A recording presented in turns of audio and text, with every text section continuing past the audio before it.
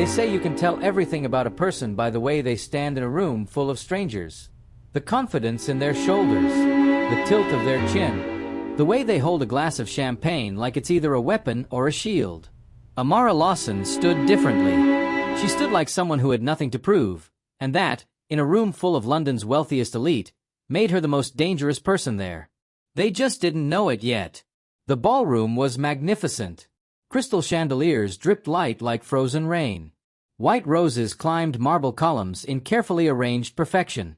A string quartet played something classical and expensive in the corner, the kind of music that whispered old money with every note. And there, near the back, away from the clusters of designer gowns and tailored suits, stood Amara in a simple black dress. It wasn't that the dress was cheap. It was elegant, well-fitted, timeless. But in a room where women wore diamonds the size of grapes and gowns that cost more than most people's yearly rent, simple was the same as invisible. Or worse, it was a target. "Is that really her?" a woman whispered behind a champagne flute, loud enough to be heard but soft enough to pretend she hadn't meant it. "With Ethan Harrington? I can't believe it. Where did he even find her?" Amara heard every word. She always did. But she didn't flinch. Didn't turn. Just took a small sip of water. Not champagne, never champagne at these things, and let the words wash over her like rain on glass. Beside her, Ethan Harrington shifted uncomfortably.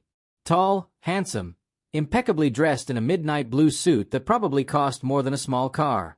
He was nervous.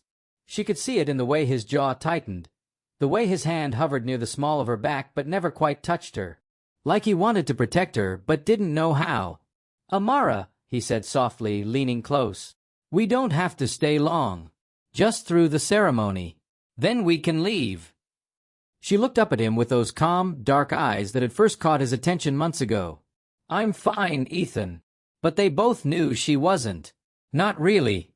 Because this wasn't just a wedding. This was a test. And everyone in this room was watching to see if she would fail. It hadn't always been like this. There was a time, not so long ago really, when Amara's life was beautifully, perfectly small. A third-floor apartment in Brixton with windows that overlooked a busy street. The smell of rain on pavement. The distant sound of the tube rumbling beneath the city. Mornings with strong tea and toast. Evenings with a book and silence. And the bookstore. Harper's Books and Oddities. A narrow, cramped, gloriously chaotic used bookstore wedged between a laundromat and a Bangladeshi restaurant. The owner, Mrs. Harper, was 73 and believed that books should be organized by feeling rather than genre, which meant you might find a cookbook next to a thriller if they both felt like Tuesday afternoon reads. Amara loved it there. Loved the smell of old paper and dust. Loved the way sunlight filtered through the front window in the late afternoon, painting everything gold. She worked there 3 days a week, not because she needed the money, but because it gave her something the rest of her life never had. Peace. She'd been shelving books in the philosophy section, a particularly confusing area where Mrs. Harper had placed Meditations by Marcus Aurelius next to a guide on meditation for beginners and a memoir about a woman who found enlightenment through baking, when the door chimed. Amara glanced up, and there he was. Ethan Harrington didn't look like a billionaire that day. He was wearing jeans and a simple sweater, his hair slightly messy from the wind, and he looked lost. Not in the store. In life. "Can I help you find something?" Amara had asked. He'd looked at her, really looked, the way most people didn't anymore, and smiled.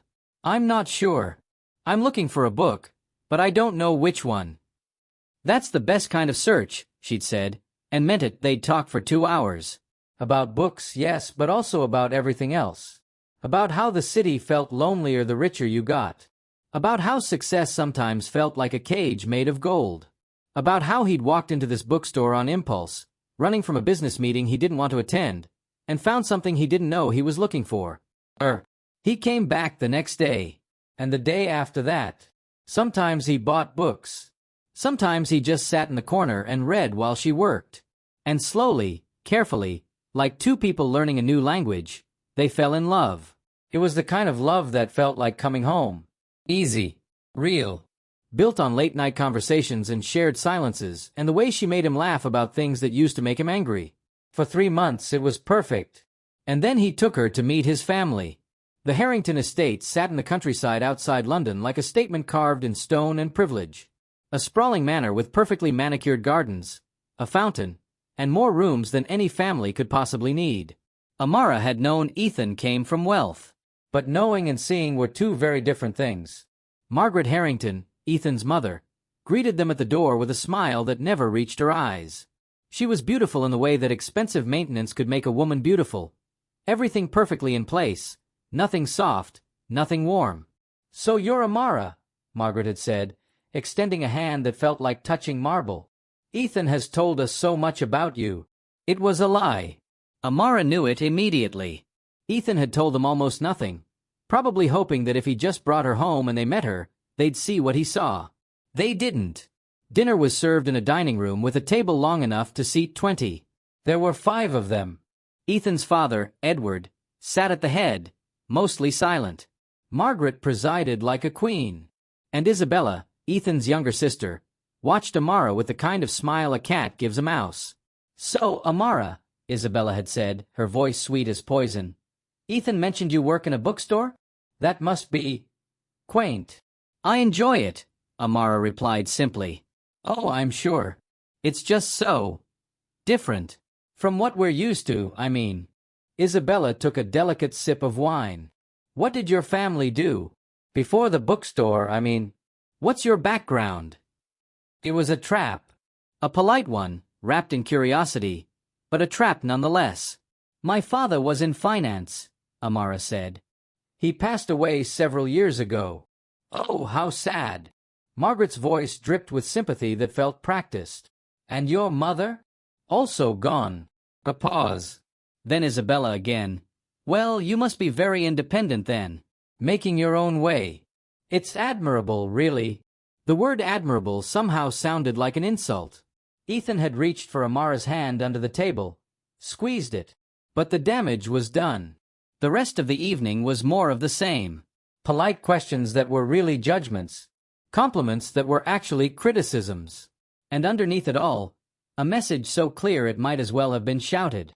"You don't belong here." The weeks that followed were harder. Isabella sent her links to designer boutiques with little notes. "Just in case you need something for the wedding. I know Ethan's events can be a bit formal. These might help."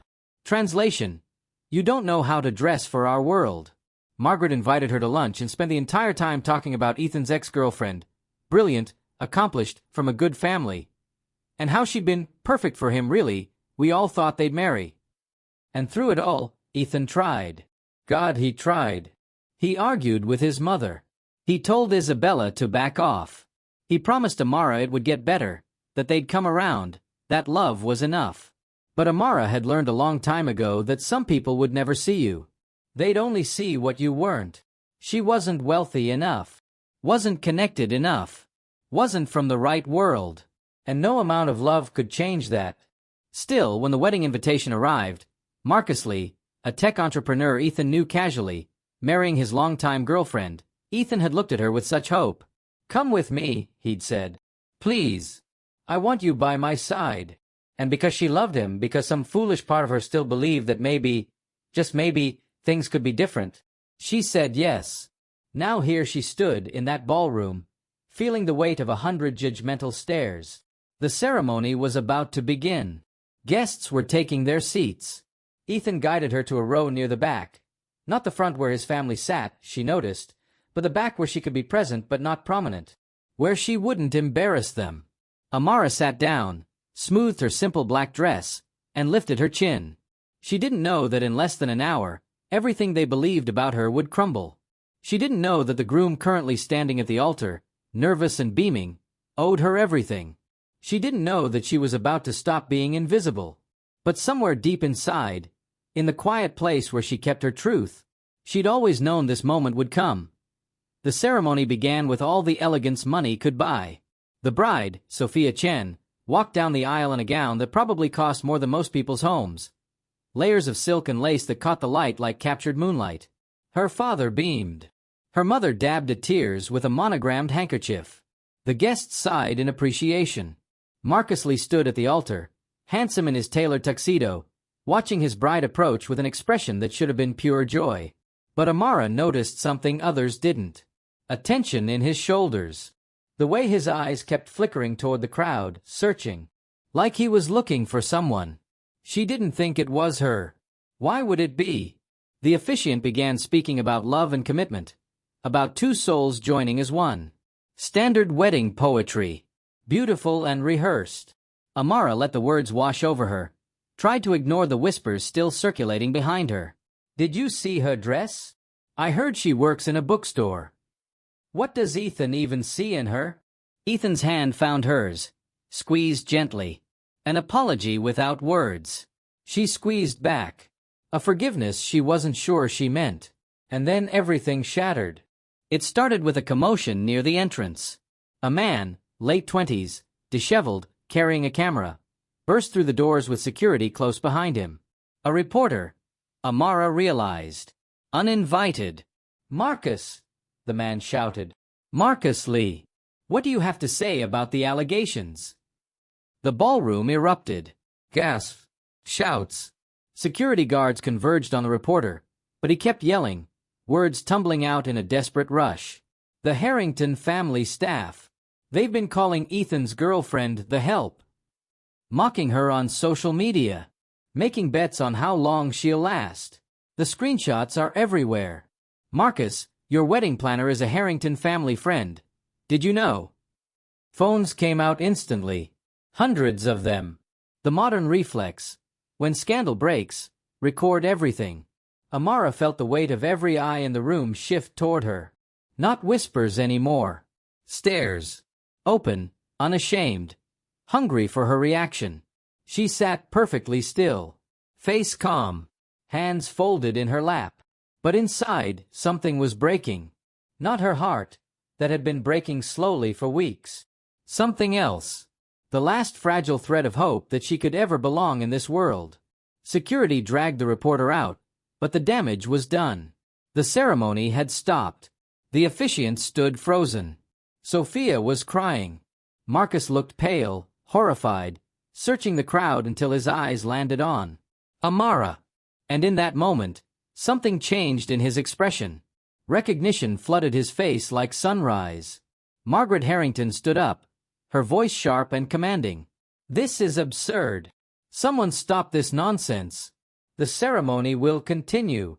But guests were already standing, gathering their things, whispering urgently to each other. A few were openly leaving. The scandal was too delicious, too public. They'd come for a society wedding and gotten a spectacle instead.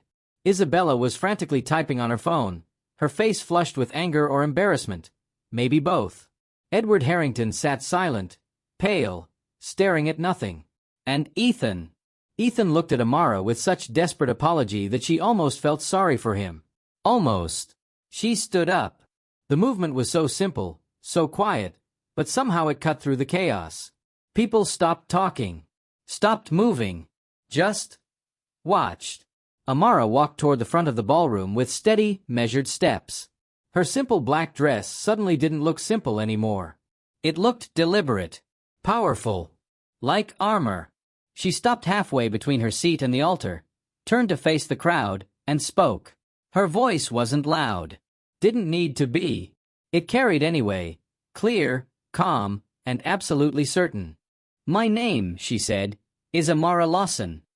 A few confused glances. The name clearly meant nothing to most of them.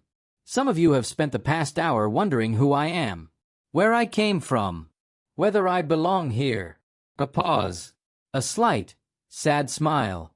I don't blame you. I've wondered the same thing myself lately. Margaret started to stand. Amara, this isn't necessary. But you should know, Amara continued, her voice gentle but unyielding, that I'm not here by accident. I'm not here because I need this world. I'm here because someone I loved asked me to be. She looked at Ethan, held his gaze for a long, painful moment. Then she turned back to the crowd. I used to run a company, she said quietly. Lawson Global Investments. Perhaps some of you have heard of it. The silence that followed was different, sharper, charged with sudden recognition from those who knew that name. Lawson Global Investments.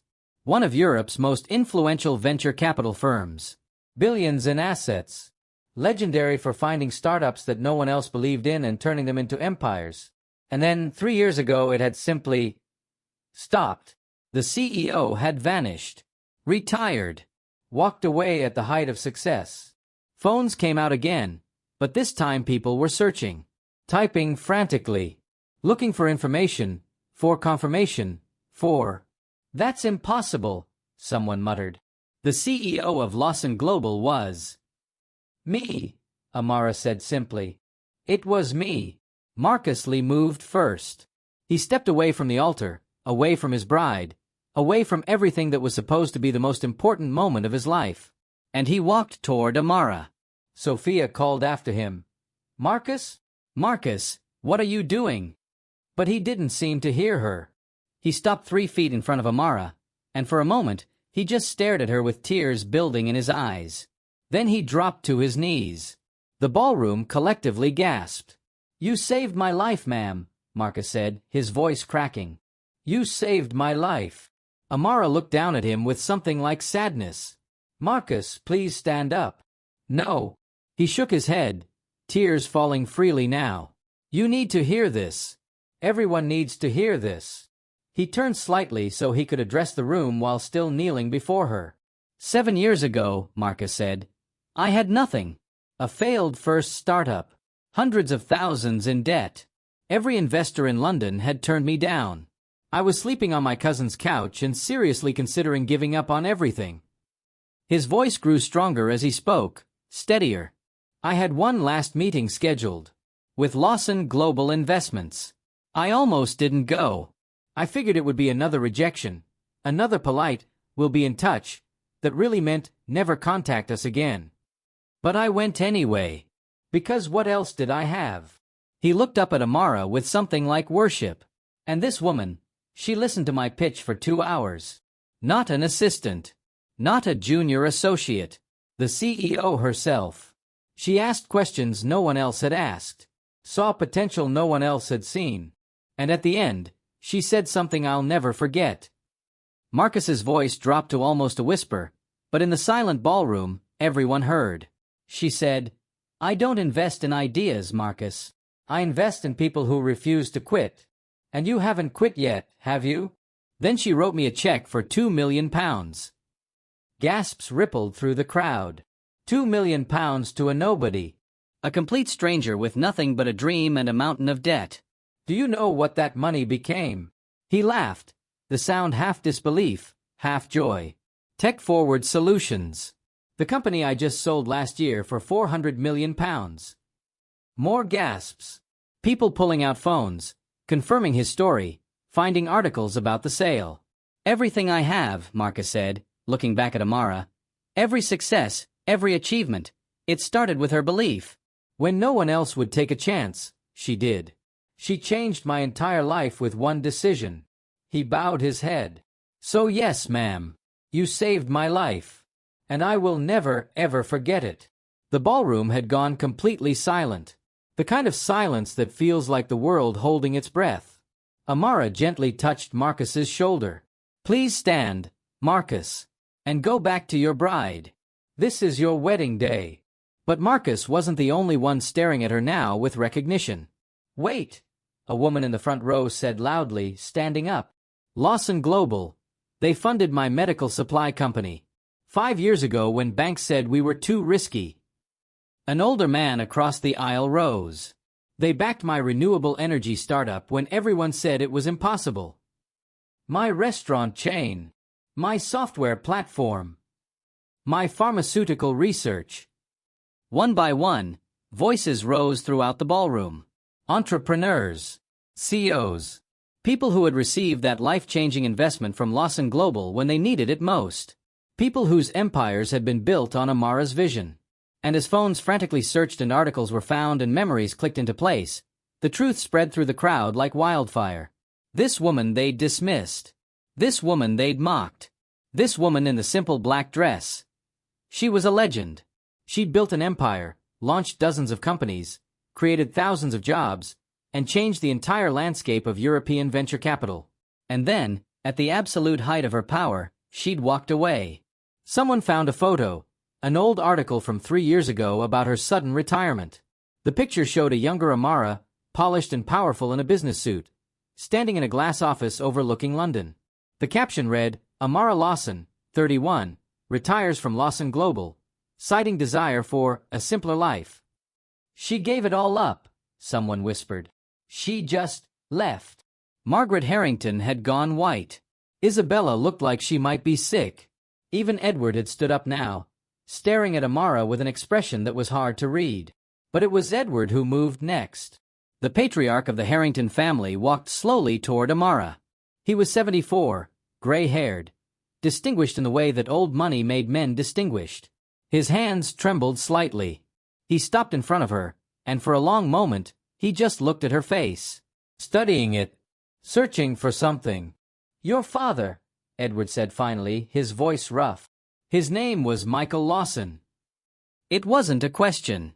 Amara nodded slowly. "Yes." Edward closed his eyes. When he opened them again, they were wet with tears. 1997, he said. "Singapore. I was there for a conference. Got caught in a situation." He paused, struggling with a memory. "There was an accident. A fire in the hotel. I was trapped on the 8th floor, and the smoke. I couldn't breathe, couldn't see, couldn't find the stairs." The ballroom was silent again, hanging on every word. "A man found me," Edward continued, "covered his jacket in water, wrapped it around my face, and dragged me through the smoke to safety. Stayed with me until the paramedics came. I was unconscious when they took him away. When I woke up in the hospital, I tried to find him, to thank him, to repay him. But he'd already left the country. All I had was a name the hotel staff remembered. Michael Lawson." He looked at Amara with something like anguish. "I searched for years. Hired investigators. But your father was private, wasn't he? Didn't want recognition. And by the time I finally found a solid lead, he'd—" Edward's voice broke. "He'd already passed away. Cancer," Amara said softly. 6 years ago. I owed him my life," Edward whispered. "And I never got to say thank you." He looked around the ballroom, at his wife, frozen in horror, at his daughter, pale with shame, at all the guests watching this impossible revelation unfold. Then he looked back at Amara and said, in a voice loud enough for everyone to hear, "My family has treated you with cruelty, with contempt, with a level of disrespect that makes me ashamed to bear the Harrington name. And all this time, you were the daughter of the man who gave me my life. The woman who built an empire and walked away. The person my family owed everything to." He paused, letting the words sink in. "You were never the one who didn't belong here, Miss Lawson. We were the ones unworthy of you." Margaret had tears streaming down her face now, not from sadness, Amara suspected, but from the crushing weight of social catastrophe. Isabella had disappeared, probably to hide in the bathroom, or perhaps had fled entirely.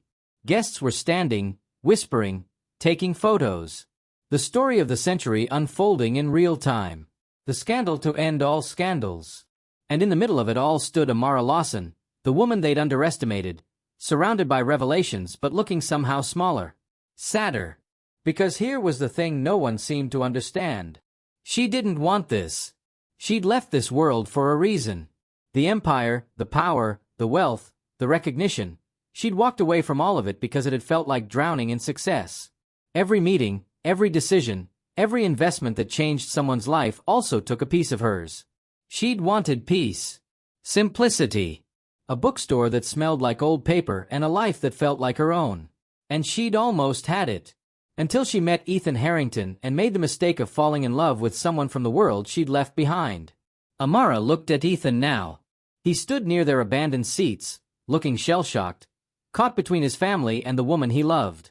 She walked toward him slowly. "Amara," he said, reaching for her hands. "I'm so sorry. God, I'm so sorry. I didn't know about my family's staff, about the things they were saying. I should have protected you better. I should have." "You should have believed me," she said quietly, "when I told you I didn't belong in your world. But you do. You're more successful than any of us. I'm tired, Ethan." The words came out gentle but final. I'm tired of being judged. Tired of being tested. Tired of having to prove my worth to people who should have just seen it. She pulled her hands back. I loved you, she said. Past tense. The words hung in the air like smoke. I loved you enough to try. To put myself through this. To endure your family's cruelty and convince myself it would get better. But love shouldn't be this hard. It shouldn't feel like war. It won't be anymore. Ethan's voice was desperate now. After this, after everything that's happened, my mother will apologize, Isabella will. They'll respect me now, Amara finished for him, because they know who I was. Because I have the right credentials, the right pedigree, the right amount of power and money. But Ethan... She looked at him with such sadness. They'll respect me for the wrong reasons. And that's not enough. It never was. She glanced around the ballroom one last time. At Marcus, still standing near the altar looking devastated. At Edward, watching her with tears in his eyes. At Margaret, broken by shame. At the hundreds of guests with their phones out, capturing every moment of her exposure. This was what she'd run from. This circus. This performance. This constant need to be more, prove more, achieve more just to be seen as enough. She'd conquered this world once. Built an empire. Changed lives. Made herself into a legend. And then she'd walked away because she'd realized something that most people never did. Power wasn't freedom. Peace was. I'm going home, Amara said. She walked toward the exit, her simple black dress suddenly looking not like a costume or a mistake, but like exactly what it was, her truth, her choice, her freedom. Ethan called after her. Amara, please. She didn't turn around. Behind her, the ballroom erupted again. Voices calling her name, reporters materializing from nowhere, guests trying to approach her. Edward Harrington tried to reach her, to say something more, to perhaps finally say the thank you he owed her father. But Amara kept walking. Past the marble columns. Past the crystal chandeliers. Past the wealth and the judgment and the world that had never wanted her until it learned she'd already conquered it. She pushed through the grand doors and stepped out into the London evening. The air was cool, clean, real. A taxi was pulling up to the curb, dropping off late guests. Amara waved it down before it could drive away. Where to, miss? The driver asked. Brixton, she said, settling into the back seat. A bookstore on Cold Harbor Lane. Harper's Books and Oddities. The driver nodded and pulled away from the curb. Amara watched the grand estate disappear behind her through the rear window. All that drama, all that chaos, all those revelations, already feeling like something from another life. Her phone was buzzing constantly in her purse. Calls, texts, probably news outlets, old colleagues, people who'd heard what happened and wanted a piece of the story. She turned it off without looking. Tomorrow the story would be everywhere. The headlines would be dramatic and exaggerated. People would analyze what happened, debate what it meant, turn her into a symbol for whatever narrative they wanted to believe. But tonight? Tonight she was just Amara. Going home to her small apartment with the windows that overlooked a busy street. To her kettle that whistled when the water boiled. To her favorite mug and the book she'd been reading before all of this began. Tomorrow, Mrs. Harper would probably have questions. The bookstore might have reporters outside. Her quiet, simple life might be complicated for a while, but eventually it would settle. Stories faded. People moved on. And she would still be here, shelving books and finding peace in the pages of other people's stories. Because here was the truth that no one in that ballroom understood. She hadn't walked away from her empire because she'd failed. She'd walked away because she'd succeeded. She'd proven she could build something massive, could change lives, could be powerful and wealthy and influential. She'd climbed the mountain and stood at the summit and seen the view. And then she'd climbed back down. Because the view from the top was beautiful, but it was also lonely, cold, exhausting. And the view from here, from a small bookstore in Brixton, from a quiet life that was wholly her own, was actually better. They'd mocked her for not belonging in their world. They were right. She didn't belong there. She belonged here. In the quiet. In the peace. In the life she'd chosen. The taxi pulled up in front of Harper's Books and Oddities. The lights were off, the store closed for the day, but Amara had her key. She paid the driver, tipping generously, and stood on the sidewalk for a moment. The street was busy with evening life. Restaurants and pubs spilling light and laughter onto the pavement. People walking home from work, from dinner, from wherever their day had taken them. Normal people living normal lives. Amara unlocked the bookstore door and stepped inside. The smell hit her immediately. Old paper, dust, possibility. The comfortable chaos of shelves organized by feeling rather than logic. The piece of a place that existed outside of time, outside of judgment, outside of everything she'd just left behind. She locked the door behind her, walked to the philosophy section where she'd first met Ethan, and sat down on the floor between the shelves. And for the first time in months, Amara Lawson smiled. Not because she'd won. Not because she'd shown them all who she really was. Not because she'd walked away with her dignity intact. She smiled because she was home. She was finally home. They thought she needed their world. They were wrong. She had already conquered it, and walked away. That was her real power. Not the empire she built, but the peace she chose. And as she sat surrounded by books in a quiet store in Brixton, Amara Lawson understood something that most people spend their whole lives searching for. Sometimes the bravest thing you can do isn't climbing the mountain. It's walking back down and choosing the valley. Choosing yourself. Choosing peace. She'd been the most powerful person in that ballroom. But here, in her bookstore, surrounded by silence and stories, she was free.